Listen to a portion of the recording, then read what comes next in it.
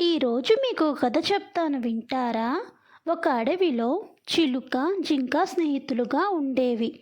ఒకరోజు వేటగాడు అడవిలో వల పన్నాడు.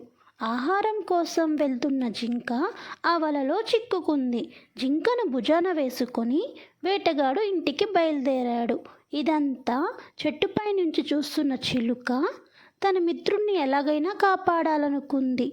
వేటగాడు వెళ్తున్న దారిలో దెబ్బ తగిలి ఎగరలేకపోతున్న దానిలా నటించింది. చిలుకను చూసిన వేటగాడు భుజాన ఉన్న జింకను పక్కన పెట్టి చిలుక దగ్గరకు వెళ్ళాడు.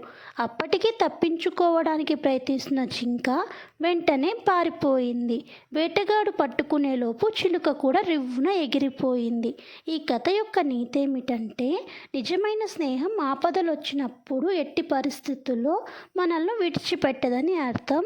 మీకు ఇలాంటి స్నేహితులు ఉన్నారా? కమెంట్ చేయండి.